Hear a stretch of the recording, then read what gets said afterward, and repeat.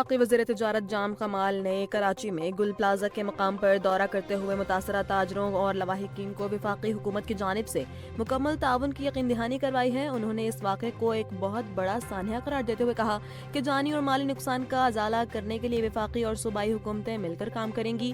جام کمال نے واضح کیا کہ گورننس کی جن خامیوں کی وجہ سے یہ واقعہ پیش آیا انہیں دور کیا جائے گا اور وفاقی حکومت سندھ حکومت اور میئر کراچی کو ہر ممکن سپورٹ فراہم کرے گی۔ انہوں نے مزید کہا کہ تاجر برادری کے معاملات ان کی براہ راست ذمہ داری ہیں، اس لیے متاثرہ تاجروں کو اس مشکل گھڑی میں تنہا نہیں چھوڑا جائے گا اور ان کی بحالی کے لیے تمام دستیاب وسائل بروئے کار لائے جائیں گے۔ پاکستان پیپلز پارٹی کی رہنما شہلا رضا نے قومی اسمبلی میں گل پلازا سانحے پر اظہار خیال کرتے ہوئے کہا کہ حادثے کے وقت وزراء سے زیادہ ریسکیو عملے کا پہنچنا اور راستہ بنانا اہم ہوتا ہے۔ انہوں نے واضح کیا کہ گل پلازا میں ٹریفک اور تجاوزات کی وجہ سے شدید مشکلات پیش آئیں کیونکہ عمارت کے 26 میں سے 24 راستے بند تھے۔ شہلا رضا نے عمارت کی تاریخ بتاتے ہوئے کہا کہ 1980 میں بنی اس عمارت میں وقت کے ساتھ ساتھ پارکنگ اور کوریڈورز میں بھی دکانیں بنا کر بوجھ بڑھایا گیا۔ انہوں نے اس واقعے پر سیاست کرنے کی مخالفت کرتے ہوئے مثال دی کہ آگ کہیں سے بھی لگ سکتی ہے، چاہے وہ نیوزی لینڈ ہو یا کیلیفورنیا کے جنگلات، اس لیے اسے بنیاد بنا کر 18ویں ترمیم یا صوبائی معاملات پر پوائنٹ سکورنگ نہیں ہونی چاہیے۔ پاکستان نے 4 سال بعد عالمی بانڈ مارکیٹ میں شاندار واپسی کا فیصلہ کر لیا ہے، جس کا اعلان وفاقی وزیر خزانہ محمد اورنگزیب نے ڈیوس میں ورلڈ اکنامک فورم کے دوران کیا۔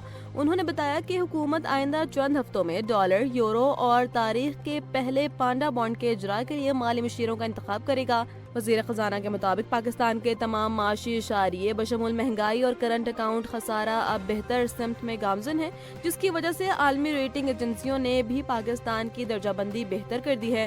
اس کے ساتھ ہی حکومت نے نیو یارک کے روزویلٹ ہوٹل، بڑے ہوائی اڈوں اور 2 درجن سے زائد سرکاری اداروں کے نجکاری کے عمل کو بھی تیز کرنے کا عزم ظاہر کیا تاکہ معاشی استحکام کو پائیدار بنایا جا سکے۔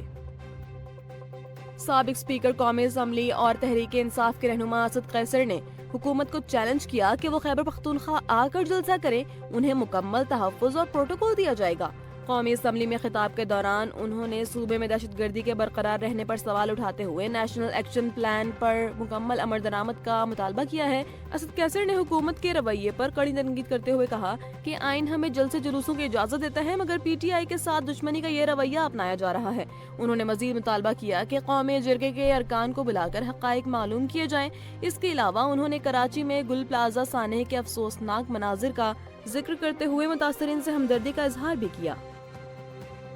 چیئرمین سینٹ یوسف رضا گیلانی نے سینیٹر ناصر عباس کو سینٹ میں باضابطہ طور پر قائد حزب اختلاف مقرر کر دیا ہے، جس کا باقاعدہ نوٹیفیکیشن بھی جاری کر دیا گیا ہے۔ اس موقع پر چیئرمین سینٹ نے وضاحت کی کہ قائد حزب اختلاف کو ڈکلیئر کرنے کا قانونی اختیار چیئرمین سینٹ کے پاس ہے اور وہ اس اہم معاملے کو ریکارڈ پر لانا چاہتے ہیں۔ انہوں نے مزید بتایا کہ سابق اپوزیشن لیڈر شبلی فراز کو الیکشن کمیشن کی جانب سے نااہل قرار دیا گیا تھا، جسے بعد ازاں پشاور ہائی کورٹ میں چیلنج کیا گیا۔ اس تبدیلی کے بعد اب سینیٹر ناصر عباس ایوان بالا میں اپوزیشن کی قیادت کریں گے۔ وفاقی وزیر دفاع خواجہ آصف نے تحریک انصاف کی سیاسی حکمت عملی پر کڑی تنقید کرتے ہوئے کہا کہ حکومت مذاکرات میں مکمل سنجیدہ ہے، مگر پی ٹی آئی کی نیت میں کھوٹ ہے۔ نجی ٹی وی سے گفتگو کرتے ہوئے ان کا کہنا تھا کہ پی ٹی آئی کے رہنما بیک وقت کئی زبانیں بول رہے ہیں، جس کی وجہ سے ان پر اعتبار کرنا مشکل ہے۔ انہوں نے واضح کیا کہ جب تک بیرون ملک بیٹھ کر گالم گلوچ کرنے والے عناصر کی زبانیں بند نہیں ہوتی، بامقصد مذاکرات ممکن نہیں۔ خواجہ آصف نے محمود خان اچکزئی کو اپوزیشن لیڈر بننے پر خوش آمدید کہا، لیکن ساتھ ہی سوال اٹھایا کہ ایک اکثریتی پارٹی نے اپنا اپوزیشن لیڈر کیوں نہیں بنایا۔ ان کے بقول پی ٹی آئی صرف 2 نمبری اور پسپائی کے لیے جگہ بنانا چاہتی ہے، ورنہ نیت صاف ہو تو مذاکرات کا نتیجہ نکل سکتا ہے۔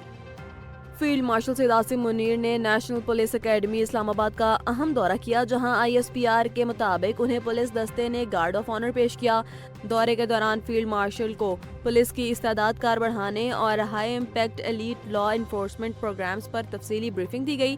انہوں نے زیر تربیت افسران سے گفتگو کرتے ہوئے شہریوں کی جان و مال کے تحفظ میں پولیس کے کلیدی کردار کو سراہا اور دہشت گردی کے خلاف جنگ میں پولیس شہداء کے قربانیوں کو زبردست خراج عقیدت پیش کیا۔ وفاقی وزیر داخلہ کی موجودگی میں ہونے والے اس دورے کے موقع پر فیلڈ مارشل نے یادگار شہداء پر پھول بھی چڑھائے اور فاتح خوانی کی۔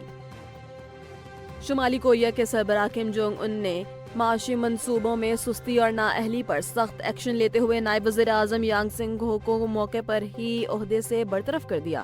سرکاری خبر رساں ادارے کے مطابق ایک افتتاحی تقریب کے دوران کم جونگ ان نے حکومتی اہلکاروں کی سرعام سرزنش کی اور نائب وزیر اعظم کی تقرری کو غلط فیصلہ قرار دیتے ہوئے کہا کہ بھاری ذمہ داریاں نبھانے کے لیے بیل کی ضرورت ہوتی ہے، بکری کی نہیں۔ انہوں نے پارٹی حکام کو سستی اور غیر ذمہ داری کا عادی قرار دیتے ہوئے خبردار کیا کہ ترقیاتی منصوبوں میں تاخیر کسی صورت برداشت نہیں کی جائے گی۔ مبصرین کے مطابق نویں پارٹی کانگریس سے قبل اس عوامی احتساب کا مقصد حکومتی صفوں میں نظم و ضبط کو مزید سخت کرنا ہے۔